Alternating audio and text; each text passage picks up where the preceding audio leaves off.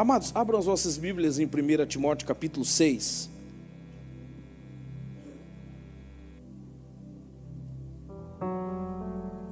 Timóteo capítulo 6. Os que estão aqui pela primeira vez, percebi na apresentação que há algumas pessoas pela primeira vez.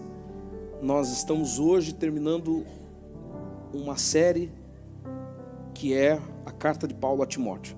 Nos domingos passados nós falamos cada domingo sobre um capítulo da epístola de Paulo a Timóteo. E hoje nós finalizaremos essa primeira parte, essa primeira carta.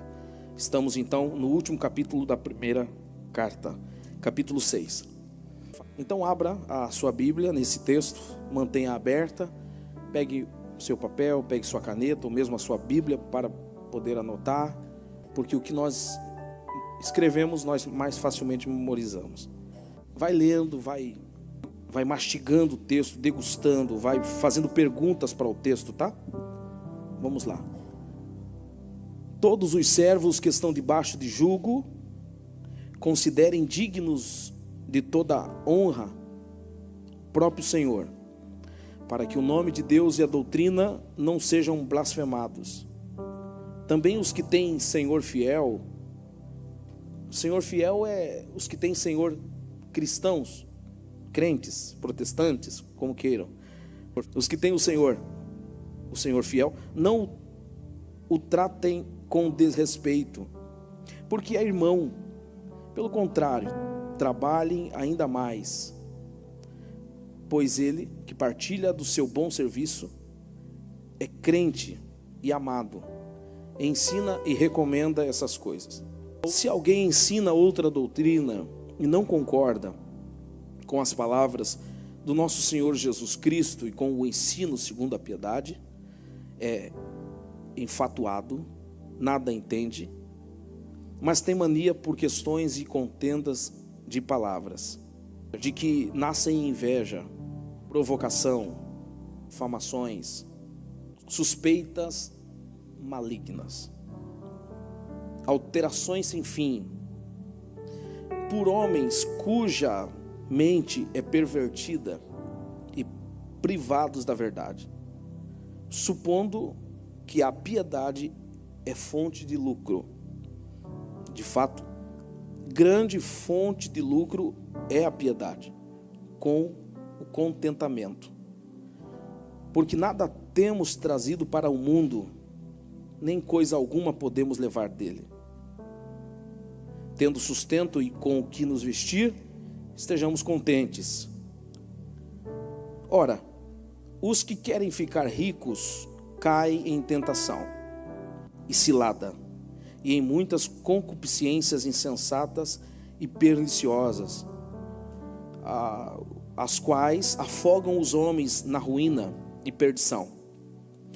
Porque o amor ao dinheiro é a raiz de todos os males, e alguns nessa cobiça se desviaram da fé, e assim mesmos se atormentaram com muitas dores. Tu, porém, homem de Deus, foge dessas coisas. Antes, segue a justiça, a piedade, a fé, o amor, a constância e a mansidão. Que texto lindo, irmãos. Que texto maravilhoso, assim como toda a Bíblia. Que texto lindo. Não vai dar para nós falarmos detalhadamente, versículo por versículo, mas nós faremos aqui uma síntese desse capítulo 6, que é muito lindo. A carta de Paulo a Timóteo, como vocês bem sabem, é uma instrução a um jovem pastor, Timóteo, de aproximadamente 30 a 35 anos de idade. E aqui Paulo, o mentor, o discipulador de Timóteo, o pai de Timóteo, porque Paulo chama Timóteo por várias vezes de meu filho. Paulo aqui está ajudando Timóteo a pastorear, está orientando Timóteo como tratar com alguns grupos dentro da igreja, como tratar com alguns grupos diferentes dentro da igreja, porque nós não somos todos iguais, né? Então, o capítulo 6, na verdade, é uma continuidade do capítulo 5, daquilo que nós começamos a falar, eu acho que no domingo retrasado, né? Retrasado, penso eu. Então, o que Paulo começou a falar no capítulo 5? Quem tem a Bíblia aberta, pode conferir aí no epígrafe. O epígrafe do capítulo 5, como que está aí no seu epígrafe, Abel? Diz aí. A Bíblia que está o epígrafe, acabei deixando ali no escritório. Como que está? Ou alguém que tem o epígrafe do capítulo 5, como que está? Hã? Do capítulo 5? Deveres para com os outros, obrigado, isso. Então, o epígrafe do capítulo 5 é deveres para com os outros. Ou seja, deveres para com o grupo A, deveres para com o grupo B, deveres para com o grupo C, D, E, etc. Então, aqui estão alguns grupos de pessoas que Paulo destaca a partir do capítulo 5. Então, o que nós temos em 1 Timóteo capítulo 5? Nós temos 3 grupos de pessoas. E o que nós temos em 1 Timóteo capítulo 6? Nós temos outros 3 grupos de pessoas. Os 3 grupos de pessoas do capítulo 5 foi o que nós falamos no domingo retrasado, se não me falha a memória, né? Quais são os 3 grupos do capítulo 5? Já falado. Primeiro grupo do capítulo 5, como tratar os jovens e idosos. Segundo grupo do capítulo 5, como tratar as viúvas da cidade de Éfeso, que Timóteo está pastoreando. Como tratar as viúvas.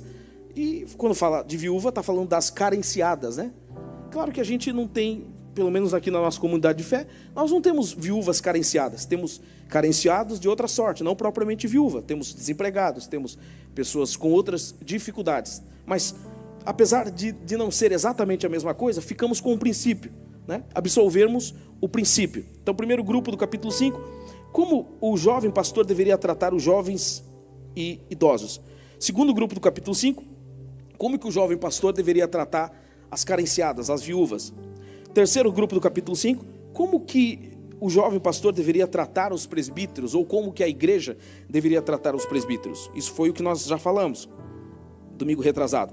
E agora, hoje, capítulo 6, hoje, última mensagem dessa primeira parte, dessa série, dessa primeira carta. Capítulo 6, como que o jovem pastor deve tratar 3 grupos também.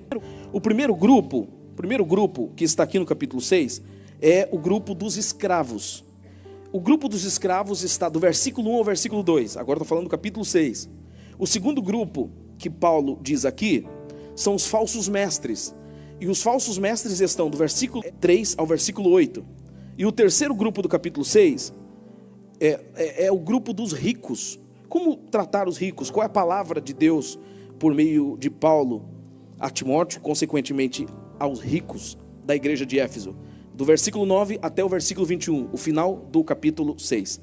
Então, vamos começar pelo primeiro grupo? Vamos começar pelo primeiro grupo, que é o grupo dos escravos. Para isso, nós vamos ler, não tudo, mas pronto, agora nós vamos ler o versículo 1, ou reler o versículo 1 e 2. Por favor, a projeção, tá bom? Para a gente acompanhar legal aqui. Versículos 1 e 2, a palavra de Paulo a Timóteo, de qual seria a orientação que o jovem pastor que estava aprendendo a pastorear, qual seria a orientação que ele deveria passar aos escravos? Haja vista que havia escravos que estavam fugindo da fazenda, fugindo dos seus senhores, com a seguinte desculpa: eu aceitei Jesus, eu estou livre, então eu vou fugir porque eu estou livre.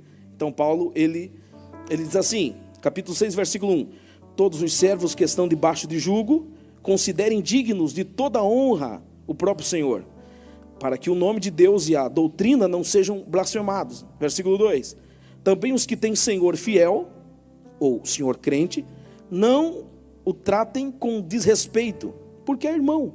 Pelo contrário, trabalhem ainda mais, pois ele que partilha do seu bom serviço é crente e amado.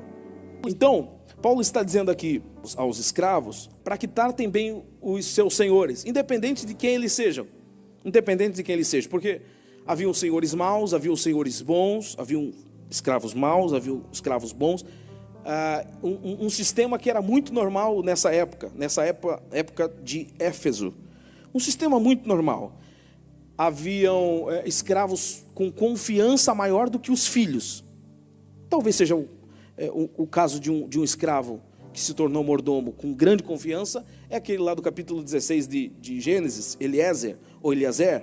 Enfim, havia escravos de toda sorte, havia os senhores de toda sorte. E aqui Paulo está dizendo a Timóteo, olha, independente de como seja o seu senhor, bom ou mau, trate ele com honra. Porque havia escravos que estavam tão revoltados com os seus senhores, humanamente falando, eles até tinham razão, mas espiritualmente falando, não. Porque o evangelho é assim, nós não pagamos o mal com o mal, nós pagamos o mal com o bem.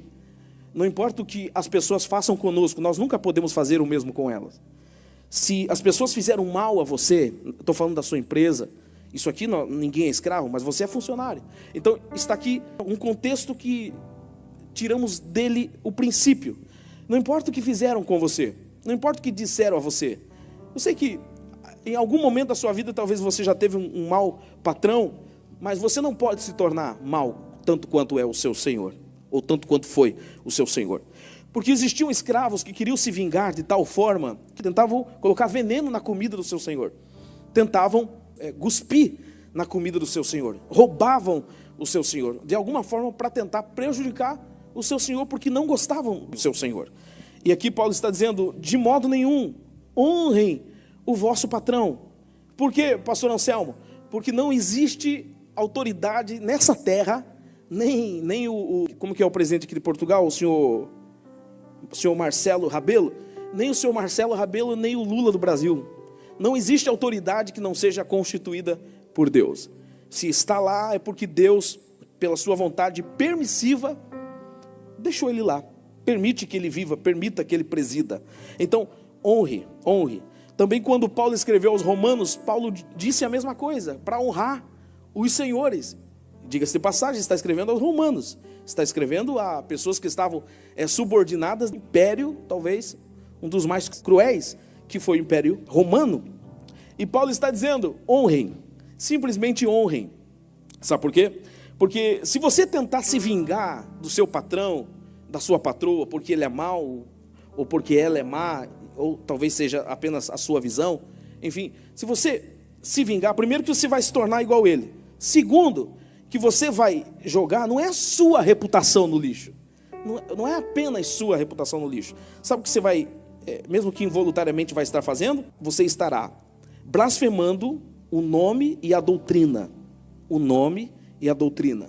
Você estará vituperiando o nome e a doutrina. Você estará envergonhando o nome, o Deus que você diz que carrega e a doutrina que você diz que segue. É o que está escrito no versículo 1. Então, honre o seu Senhor. Honre o seu Senhor. Pastor, é porque você não sabe do patrão que eu tenho, da patroa que eu tenho. A Bíblia não disse para honrar se ele for bom. A Bíblia diz simplesmente, honre o seu Senhor. Agora tem uma outra palavra de Paulo, que é aos Coríntios. Agora, no 1 Coríntios capítulo 7. Paulo disse assim, 1 Coríntios capítulo 7, olha, se você for chamado sendo escravo, não se incomode com isso. Abro um parênteses aqui para dizer uma coisa, ó. Paulo não está apoiando a escravatura. Ele só está dizendo que não vai fazer uma rebelião, não vai tentar matar quem está no trono, matar quem está no poder, arrancar pelo pescoço.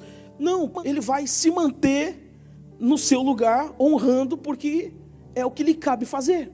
As outras coisas, é Deus mesmo. Quem tira a vida é Deus, quem tira do trono é Deus.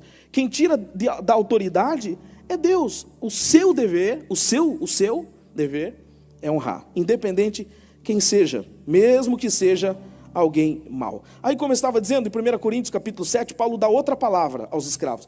Se você for chamado sendo escravo, não se incomode com isso. Mas se você puder conseguir a liberdade, então consiga. Porque havia escravos que trabalhavam em acordo com o seu senhor, apenas para conquistar a sua liberdade. Depois que conquistava a sua liberdade, então não tinha mais compromisso com o seu senhor. E Paulo aqui aos Coríntios, agora no capítulo 7, na primeira carta, Paulo está dizendo, se você pode conseguir a sua liberdade, então avance para isso, então consiga.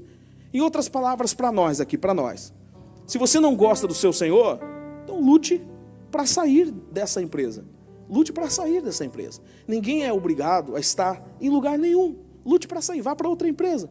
Mas onde você estiver, honre o seu Senhor. Eu sei que é uma palavra difícil, né? Eu sei que é uma palavra difícil, mas esse é o Evangelho. O Evangelho tem aquele chantilly, sabe? Aquela parte gostosa, doce, mas daí tem a parte que é um pouco mais amarga a boca. O Evangelho é assim. E nós devemos honrar o nosso Senhor, o nosso patrão, ficando aqui com o princípio desta palavra, independente de quem ele seja, nos esforçar para isso. Enfim, por exemplo, né, no Brasil há uma autoridade hoje, uma autoridade que está havendo muita insatisfação. Quantas pessoas, até mesmo cristãos, que quando ele caiu e machucou lá a mente, alguma coisa assim, a cabeça, pronto, né, torceram pela morte dele, desejaram o mal do Lula. E vocês sabem que eu não sou petista e nunca vou ser, em nome de Jesus.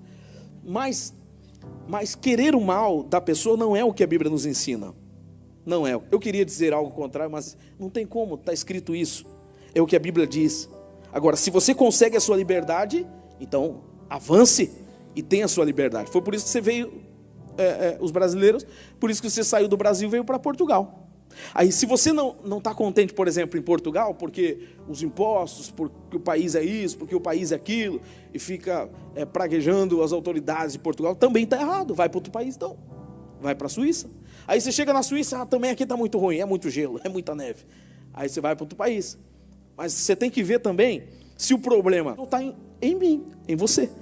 Porque às vezes isso está em nós, e não só na pessoa, ou no governo, ou no Senhor, no patrão. A Bíblia está dizendo então no versículo 1, independente de quem ele seja, honre. A Bíblia está dizendo então no versículo 2 agora, se o patrão agora for crente, for fiel, for cristão, honre mais ainda. Honre mais ainda. O que acontece? Porque estava havendo a seguinte situação, escravos estavam se convertendo, e senhores também estavam se convertendo. E então, haviam escravos, agora meu patrão é crente, que maravilha, e eu sou crente também, então eu vou poder chegar um pouquinho mais tarde. Agora meu patrão aqui, ele vai me entender, eu não vou hoje, depois eu aviso, eu digo que não fui por causa do trânsito, eu digo que não fui por causa da minha sogra, eu digo que não fui por causa porque acabou o gás em casa, eu dou uma desculpa, ele é crente, ele vai me entender, ele não vai brigar comigo, porque ele é o meu irmão em Cristo. E a Bíblia está dizendo, se é seu irmão em Cristo, honre mais ainda. Por isso que muitas pessoas não contratam amigos para trabalhar na sua empresa. Por isso que muitas pessoas não contratam até pessoas da igreja para trabalhar consigo. Porque as pessoas não sabem separar uma coisa da outra, familiar e espiritual, do vínculo com o patrão. Então aqui está o princípio. Se for cristão, honre mais ainda. Sabe por quê? Olha, uma outra palavra de Paulo aos Colossenses, capítulo 3, versículo 22. Vós servos, obedecei em tudo os vossos senhores, não servindo só de aparência, tipo assim, patrão chegou, pega lá a vassoura, patrão chegou, joga o celular para lá. É o que a Bíblia está dizendo, não servindo só de aparência, como para agradar aos homens, mas em simplicidade de coração, temendo o patrão, temendo a Deus. É o que está escrito no texto. Sabe por quê? Porque quando você... Olha, deixa eu falar uma coisa. Você pensa que está trabalhando para o homem. Na verdade, você não está trabalhando para o homem, sabia? Você está trabalhando para Deus. Mas o meu patrão é mau. Mas é para Deus que você está trabalhando. Talvez Deus está usando o seu patrão mau para moldar você. Talvez Deus está usando o seu patrão mau para testar o seu equilíbrio. Para testar o seu domínio próprio. Ou para desenvolver o seu domínio próprio. Mas olha... Eu odeio aquele homem, eu odeio aquela mulher porque ele não me pagou. Sabia que se ele não te pagou, Deus vai te pagar? Amém, uma criança disse aí. Se ele não te pagou, Deus vai te pagar. Mas que isso, pastor? Vamos continuar lendo. Colossenses capítulo 3, versículo 23. E tudo quanto fizerdes, fazei-o de todo o coração, como ao Senhor, e não aos homens, sabendo que recebereis do Senhor o galardão da herança, porque a Cristo o Senhor servis. Mas quem fizer agravo, quem bagunçar com a vida do patrão, que palavra, hein, pastor? Palavra dura, hein? Pois é, irmão, é o Evangelho. Mas quem fizer agravo, receberá o agravo também. O que fizer, pois não faz Deus acepção de pessoas. Então, se você bagunçar na sua empresa, eu sinto muito em dizer, você vai receber agravo. Agora, se você trabalhar do jeito que se deve ser trabalhado, o próprio Deus vai fazer você colher. E mesmo que o teu patrão não lhe pague, a Bíblia me ensina isso, o teu Deus vai te pagar. Em algum momento Deus vai te pagar. Sabe por quê? Porque Deus é justo. Pode ser nessa vida, pode ser com dinheiro, ou pode ser com livramento, ou pode ser com porta aberta, ou pode ser com provisão, ou pode ser com um novo empreendedorismo diante dos seus olhos, ou pode ser até mesmo na eternidade no tribunal de Cristo, mas de alguma forma Deus vai lhe retribuir. Então, qual é o objetivo aqui de Paulo a dizer esses versículos 1 e 2, para falar de como o jovem Timóteo, o pastor, deveria tratar com os escravos? O objetivo é mostrar que nós podemos ser cristãos em qualquer lugar, em qualquer nível social, seja classe baixa, seja classe média, seja classe alta, independente, você pode ser cristão. Ah, mas eu não consigo ser cristão aqui nessa miséria. Pode sim. Paulo foi cristão até na cadeia. Jó foi cristão no meio das cinzas. Pode sim. Outro já diz assim, eu não consigo ser cristão no meio de tantos euros, no meio de tantos dólares, porque é muita tentação. Claro que a tentação do pobre é diferente da tentação do rico, mas pode ser sim. Olha só, em Jerusalém, Deus tinha um homem chamado Jeremias. A cidade foi sitiada, o templo foi destruído, mas mesmo assim, lá no meio da situação caótica, Deus tinha um profeta, Jeremias. E aí, alguns foram exilados, arrancados de Jerusalém e levados para o exílio. E lá no exílio, Deus também tinha os outros. Às margens dos rios da Babilônia, nós nos assentávamos e chorávamos, lembrando-nos de Sião, nos salgueiros que lá havia, pendurávamos as nossas harpas, e aqueles que nos levaram cativo nos diziam, por favor, Salmo 126, canta-nos um dos cânticos de Sião. E alguns respondiam, como poderemos entoar louvores ao Senhor, se estamos em terra estranha? Independente da situação, do local geográfico onde você esteja, é possível ser crente. Em Jerusalém, sitiada, derrubada, destruída, Deus tem Jeremias. No exílio, Deus tem Ezequiel. E lá na corte babilônica, Deus tem Ananias, Daniel, Misael e Azarias. Ou seja, Deus tem os seus em qualquer lugar. Independente de onde você esteja, você pode expressar amor. Você pode ser cristão. Alguns estão debaixo de grande jugo, outros estão debaixo de um jugo menor, mas todos podem ser cristãos.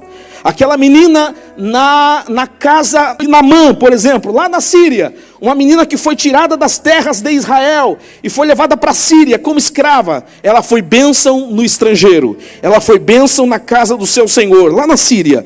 Independente de onde você esteja, Deus quer lhe usar. Independente qual seja o seu nível social, Deus quer lhe usar. Dê exemplo de cristão, porque se não deres exemplo de cristão, não é apenas o teu nome, é o Deus que você carrega que pode ser escandalizado. É a doutrina que você diz que segue que você pode trazer a vitupério. Então, está aqui uma palavra aos escravos. O primeiro grupo do capítulo 6 é aos escravos, versículo 1 e versículo 2. Agora vamos ao segundo grupo do capítulo 6, uma palavra aos falsos mestres, que está do versículo 3 ao versículo 8. Está escrito assim, não vamos ler todos os versículos, apenas o 3 e o 4, só o 3. Diz assim, se alguém ensina outra doutrina e não concorda com as sãs palavras do Senhor Jesus Cristo e com o ensino segundo a piedade. Vamos ler o 4, vamos.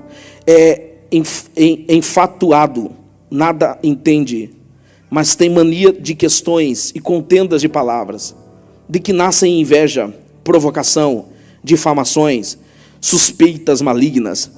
O que nós temos aqui? Falsos mestres que estavam a tentar se introduzir na igreja.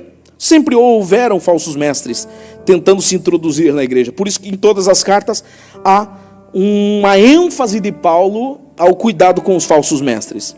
Por exemplo, só em 1 Timóteo a gente vai ver que o tema que mais é dado ênfase é aos falsos mestres. Só em 1 Timóteo. Não precisamos nem sair de 1 Timóteo para a gente perceber isso. Por exemplo, quando Paulo escreve o capítulo 1, ele fala de falsos mestres. Aí no capítulo 2 ele dá uma trégua, no capítulo 3 ele dá outra trégua. Agora no capítulo 4 ele volta a falar dos falsos mestres. No capítulo 5 ele não fala, mas no capítulo 6 ele fala de novo, é onde nós estamos. Então, falsos mestres sempre houveram. Falsos mestres é um cuidado que Paulo está advertindo Timóteo a ter sempre. E essa igreja foi tão cuidadosa com os falsos mestres, a igreja de Éfeso foi tão cuidadosa com os falsos mestres, que passou-se alguns bons anos, e lá no Apocalipse, capítulo 2 e versículo 2, João teve a revelação da igreja de Éfeso. E olha o que foi que Jesus disse a João na ilha de Patmos, acerca da igreja de Éfeso. Disse para a igreja de Éfeso assim: conheço as tuas obras, conheço o teu trabalho, conheço a tua paciência, que vocês não suportam os falsos mestres, ou seja, que vocês não suportam os homens maus, e pusestem à prova aos que dizem ser apóstolos e não são, e vocês acharam eles mentirosos, e vocês desvendaram quem eles são. Essa igreja era uma igreja ortodoxa, essa igreja era uma igreja cuidadosa. Essa igreja era uma igreja que começou a ser muito bem treinada por Paulo, através de Timóteo, esse jovem pastor. Então, aqui está, nesse segundo grupo, alguns sinais dos falsos mestres. Vamos a eles. Alguns sinais dos falsos mestres. Por exemplo, no versículo 3 nós temos alguns sinais. Falsos mestres são aqueles que ensinam outra doutrina. Ou seja, uma doutrina ao contrário daquela que é sã. Eu gosto dessa expressão, como está no versículo 3. Se alguém ensina outra doutrina e não concorda com as sãs palavras, sã vem de saudável, sã vem de saúde espiritual. É interessante que aquilo que é saudável, falando agora das comidas, né, não nos enche os olhos, já perceberam? Aquilo que é saudável, aquilo que nos dá qualidade de vida, não nos enche os olhos, não faz a gente... Eu, por exemplo, não sei se você, talvez você sim, eu acredito que não também. Mas, pronto, eu nunca vi ninguém acordar e dizer assim: ai, Jesus, estou com uma vontade de comer um couve-flor. Não enche os olhos. Ai, Jesus, que vontade de comer um alface. A gente só tem vontade de comer cheeseburger, x-bacon, x-tudo, x-egg, x-picanha. Os falsos mestres, eles não trazem uma comida sã. Eu sei que essa palavra aqui não é daquelas, né? Não é, mas é sã. Eu sei, de vez em quando eu também dou umas marchadas na terra. Mas é sã. É sã. Porque a gente não vive de x-bacon o dia todo. O x-bacon é bom, claro. De vez em quando. Mas é sã. O que nos dá qualidade espiritual, qualidade de vida espiritual, a sã doutrina. E a Bíblia diz aqui ainda no versículo 3, a Bíblia diz assim: se alguém ensina outra doutrina e não concorda, essa palavra concorda no original eu achei muito profundo. A palavra concorda no original, proserchomai, no grego, proserchomai. Sabe o que quer dizer aqui concorda? Quer dizer vir a. Não é virar, tá? Eu falo rápido. Não é virar, é vir a. Essa palavra aqui, concorda, significa aproximar-se. Essa palavra concorda quer dizer chegar perto de. A palavra não concordar aqui no original tem mais a ver com o se posicionar do que com o verbalizar. Quantos que dizem, eu concordo com isso, mas eu parto para o outro lado, eu parto para o oposto. Ou seja, não concorda. Não concorda. Eu concordo com a união, mas eu não estou lá, nunca estou lá. Ou seja, não concorda. Então, um dos sinais do falso mestre é, ele não concorda. Não concorda com o que Jesus disse. E não concorda pelo fato de verbalizar, mas pelo fato de se posicionar contra. Com a sua própria vida, com o seu dia a dia. Ele não concorda com as suas ações diárias. No versículo 3 está escrito isso. Versículo 4, um outro sinal do falso mestre, ele é arrogante. Ele nada sabe. Tem manias de levantar polêmicas, contendas. Ele coloca um contra o outro. Você já percebeu? Pessoas que às vezes o grupo está bem, mas chegou e gera polêmica, gera contendas. É um sinal do falso mestre. E a outra questão aqui, o falso mestre, ele tem a mente pervertida, privados da verdade, versículo 5. O falso mestre vai te dizer exatamente aquilo que você gosta. Eu tenho dito repetidamente aqui, enquanto estou falando dessa primeira carta a Timóteo, eu tenho dito repetidamente, em síntese, o que um falso mestre procura é poder, sexo e dinheiro. Quando você vê uma pessoa querendo muito isso a todo custo, você pode ter certeza, é um falso mestre. O falso mestre vai dizer aquilo que você gosta de ouvir, até te colocar em choque com outra pessoa.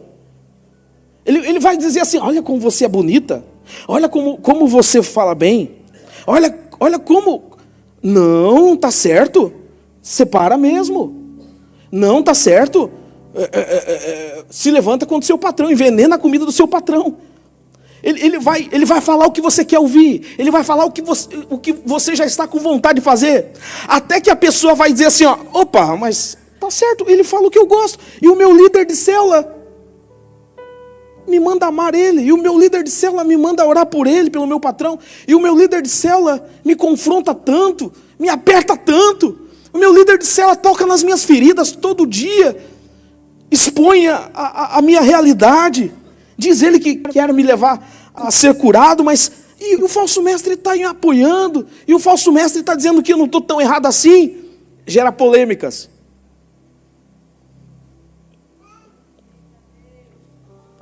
A outra intencionalidade de um falso mestre, outra questão é, o seu objetivo é o dinheiro. É o que eu tenho dito aqui repetidamente, sexo, poder e dinheiro.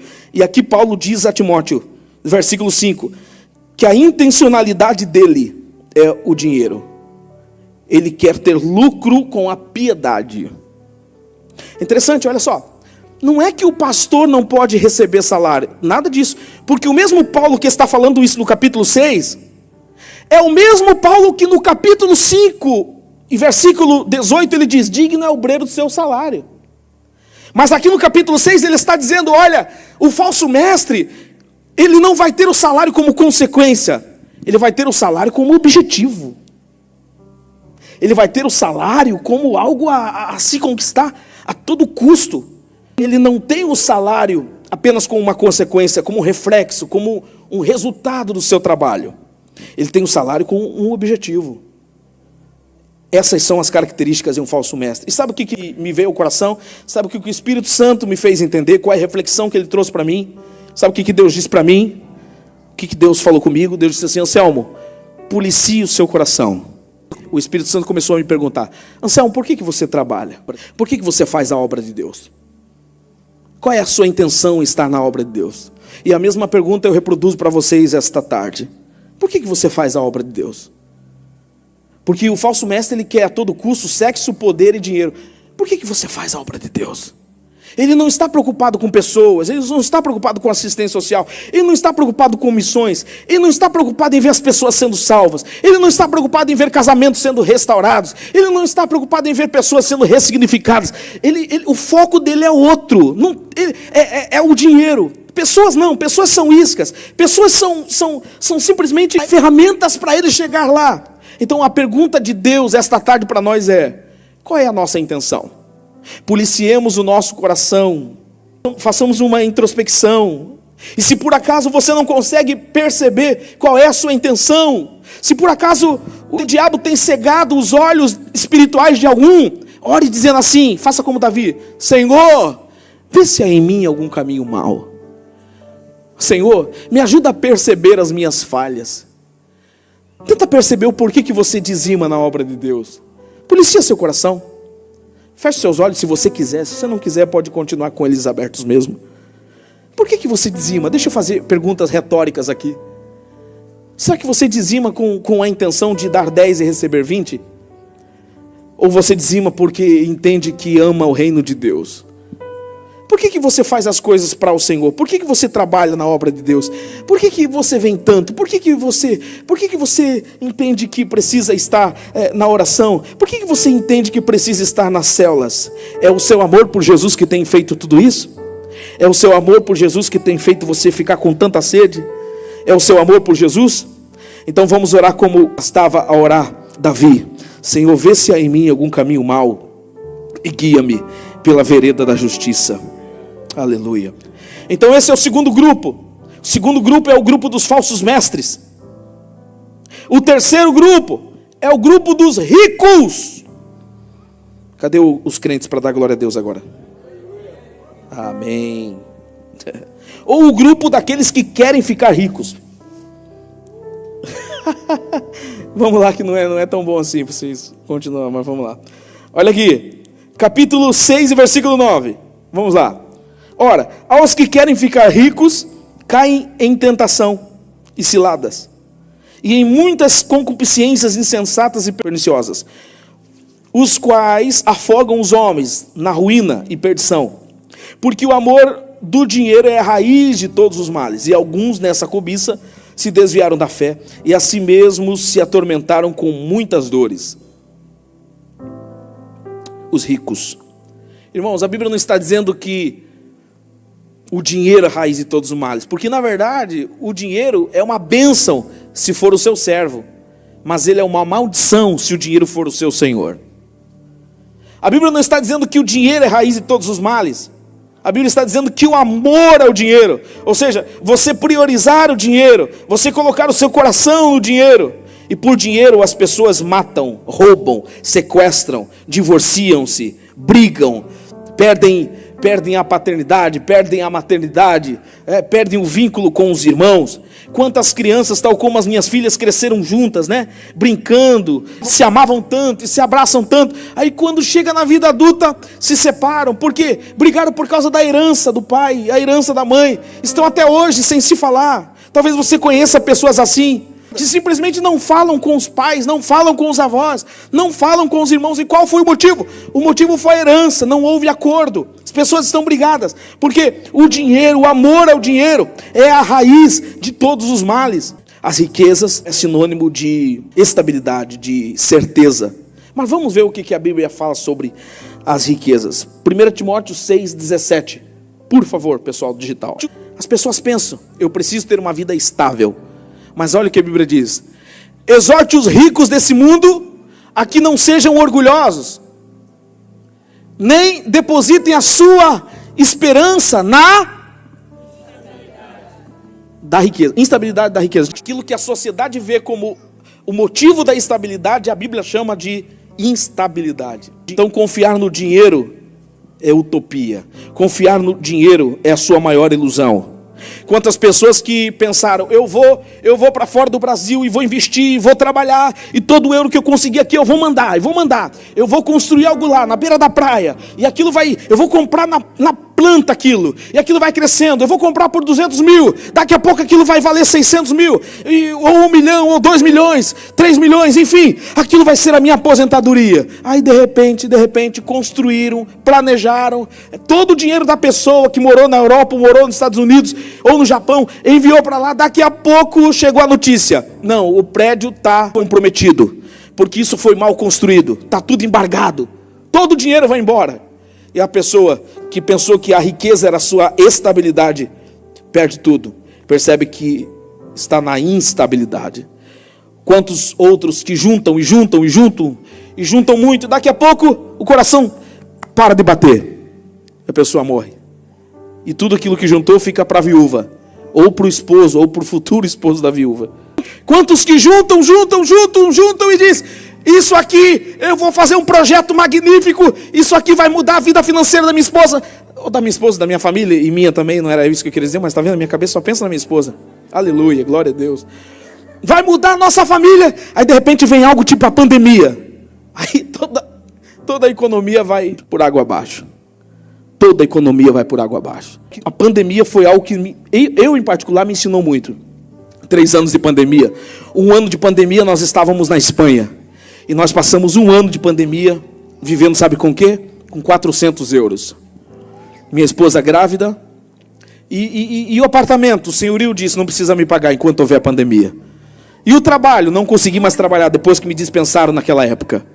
E aí como é que foi? Aí foi Deus mostrando para nós, se não for vocês estarem na minha mão, não se acredite no ouro, não se acredita na prata, não se acredita nas riquezas, porque a Bíblia está dizendo a instabilidade das riquezas. Ou alguém, por exemplo, que disse, eu vou juntar, eu vou economizar, eu vou juntar de todas as formas, vou colocar na minha conta. Aí chegou o apagão. Por que eu coloquei tudo dentro da minha conta? Instabilidade das riquezas. Você sabe, né? Que a qualquer momento o que você mais acha que vale pode perder totalmente o valor. Você sabe que até o ouro, olha o que a Bíblia diz acerca do ouro. As pessoas estão investindo muito em ouro hoje, né? As pessoas, e eu não estou falando que não tem que se fazer isso. Claro, não interprete mal o que eu estou pregando. Pelo amor de Deus, todo imigrante tem que ter uma reserva. A fé não é hostil da prudência, ok? Todo imigrante, por favor, se tem a possibilidade de ser livre, seja livre. Não é? Obtenha, como se diz aí, a liberdade financeira. Se você tem a possibilidade de ganhar bem, de prosperar, de empresariar, de empreender, enfim, de ter muitos recursos, tenha, pelo amor de Deus, porque esse é o dever do homem, do pai de família, esse é o dever do homem de Deus, mas não foque nisso, não tenha isso como seu propósito, tenha isso apenas como uma ferramenta para te levar para o propósito. E o ouro, olha o que diz em Ezequiel capítulo 7, versículo 19, que naquele dia lançarão a sua prata nas ruas, e a sua riqueza de ouro será considerada imunda. Nem a prata nem o ouro poderão livrá-lo no dia do Senhor. Não confie nas riquezas. A Bíblia diz que elas são incertas, ou que ela é incerta. Sabe por quê? Porque o homem não foi criado para focar na riqueza. O homem foi criado para focar no propósito de se relacionar com Deus. A riqueza é só uma ferramenta para te levar para o propósito. Eu vou dizer outra vez. A riqueza é só uma ferramenta para te levar para o propósito. Digamos que isso aqui é riqueza, ok? Eu não posso estar focado aqui. Eu só tenho que usar isso aqui para chegar no propósito de me relacionar cada vez mais com Deus, de cumprir a vontade de Deus para a minha vida. Então, a riqueza deve ser só uma ferramenta. Ela não deve ser o nosso foco. Riqueza sem pessoas, riqueza sem projetos, riqueza sem missões. Não deve ser esse o seu propósito. Eu finalizo a exposição desse capítulo 6 com o versículo 11.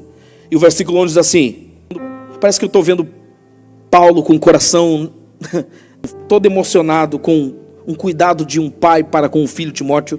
E aí Paulo diz assim no versículo 11 do capítulo 6: mas tu, ó homem de Deus, que adjetivo, hein?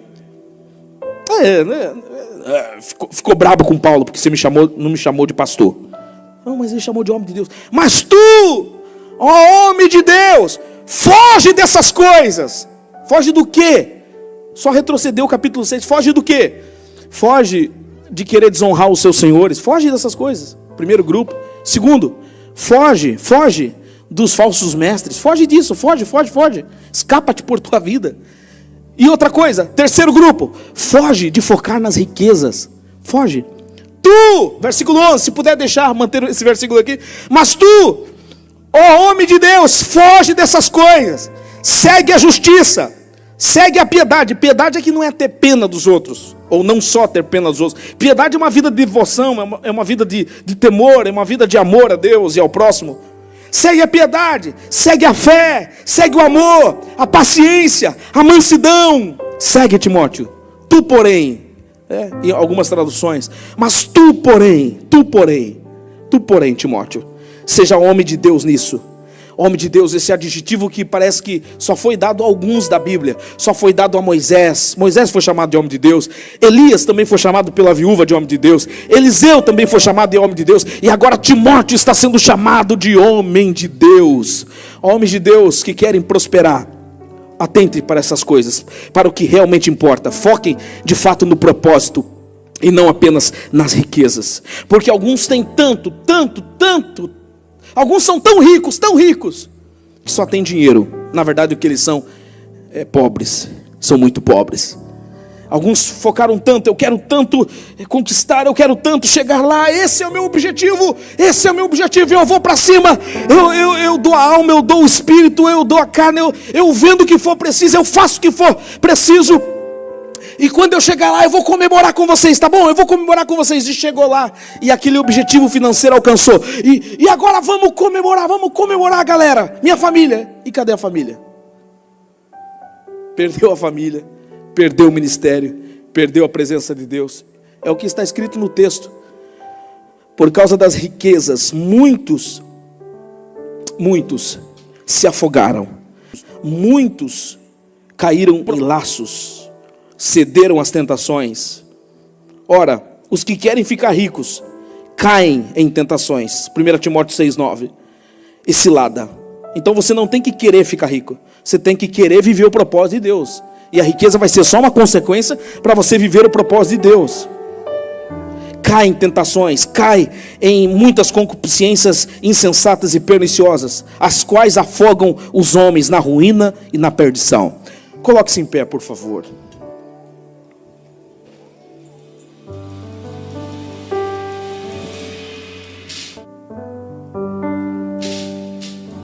A gente fala tanto de fé, mas para falar a verdade, é tão difícil ser homem de fé. Não é fácil não. Mas você pode colocar a sua mão no coração hoje e dizer: Senhor, me ajuda a ser um homem de fé. Senhor, me ajuda a conquistar, mas não a confiar inteiramente naquilo que eu tenho conquistado. Volta por favor, 1 Timóteo capítulo 6, versículo 17. Manda aos ricos do presente século que não sejam orgulhosos, mas nem depositem a sua esperança na instabilidade das riquezas, mas depositem a sua esperança em Deus, que em tudo nos proporciona ricamente para o nosso aprazimento. Confia em Deus. Se você pode, olhe para pelo menos duas pessoas e diga: conquiste, mas confie em Deus. Vai, faz isso. Conquista. E eu quero crer, eu acredito que você vai conquistar. Eu acredito que você vai superar. Eu acredito que essa sua fase difícil vai passar. Eu acredito que você vai ter uma boa reserva. Imigrante tem que ter reserva na sua vida, principalmente aqueles que têm 4 filhos, tipo eu. Você tem que ter uma boa reserva. Eu acredito que essa fase é só uma fase complicada da sua vida financeiramente, mas você vai prosperar, você vai avançar, você vai romper, você vai empreender. Deus vai te dar visão, vai fazer você perceber coisas que ninguém à sua volta percebeu. Estão trabalhando na mesma área que você e não perceberam. Você vai ter a visão de Deus, o discernimento de Deus para perceber, para avançar financeiramente. Mas escute só, você não vai confiar nas riquezas, você não vai confiar naquilo que você está conquistando ou vai conquistar. Você vai confiar no Deus que te deu essas riquezas. Aleluia! A Bíblia diz no livro de Provérbios que a alguns homens Deus confere riquezas. Sim, tem alguns homens que Deus olhou e disse: você é confiável, eu vou dar riquezas para você. Tem alguns homens que Deus olhou e decidiu abençoar, e decidiu enriquecer. E você é confiável. Na verdade, penso eu que Deus queria fazer isso com todos os seus filhos. Porque qual é o pai que não quer o bem dos seus filhos? Deus, como pai, um pai bom, Ele quer dar essas riquezas para os seus filhos. Mas às vezes, os filhos das trevas são mais prudentes do que os filhos da luz. Os filhos da luz trocam os pés pelas mãos. Os filhos da luz compram mais do que ganham. E Deus não vê você confiável. Deus quer confiar em você. Deus quer depositar riquezas em você. Deus quer que você seja fiel com a sua casa, com a sua igreja. Deus quer que você seja sensível à necessidade da sua família. Deus quer que você seja um bom administrador, um bom gestor. Deus quer não apenas que você cuide dos 10%, porque afinal, naquele dia, Deus não vai cobrar de você os 10% apenas. Deus naquele dia não vai dizer: cadê os 10%, rapaz? Não, naquele dia Deus vai dizer: cadê os 90%? Que eu dei tudo para você administrar e você administrou mal. E você comprava coisa que não precisava. E você fazia coisas desnecessárias. Viajava, comprava sem ter condições. Deus vai cobrar os 10, Deus vai cobrar os 90. Então, olha só a palavra de Deus para você hoje. Homem de Deus, foge dessas coisas. Senhor Jesus, nesse momento nós queremos te adorar pelo alinhamento por meio da sua palavra. Nesse momento, Senhor, eu quero te agradecer porque a tua palavra nos traz de novo para o centro da sua vontade. Eu quero te agradecer porque o Senhor nos faz possuir a identidade de filho, mas com a responsabilidade também de um filho, para sabermos gerir as riquezas, as bênçãos que o Senhor tem derramado sobre nós. E eu sei que o Senhor tem muitas bênçãos sobre nós, mas que nós sejamos pessoas confiáveis, mordomos confiáveis, pessoas a quem o Senhor deu e terão capacidade para multiplicar os talentos que têm recebido. Pai, que aqueles que receberam 2 multipliquem para 4, que aqueles que receberem 4 multipliquem para 8, mas que não sejam pessoas que enterrem o talento e que não saibam administrar aquilo que tem recebido do Senhor. Dai-nos visão, dai-nos discernimento, Senhor, para gerir bem as suas bênçãos, para gerir bem os 10%, para gerir bem os 90%. Seja glorificado por meio das nossas finanças também. Senhor, nós derrotamos Mamon da nossa vida, da nossa comunidade de fé, o pensamento que quer aprisionar as pessoas por meio das riquezas, por meio do dinheiro. Nesse momento, Senhor, nós pedimos que o Senhor tome o seu lugar, que o Senhor seja entronizado no devido lugar que é preparado para o Senhor. Toda honra, toda glória será dado a Ti, Pai. Andaremos não por vista, mas por um propósito, por fé. Faça-se glorificado, é o que nós te pedimos em nome de Jesus. Amém.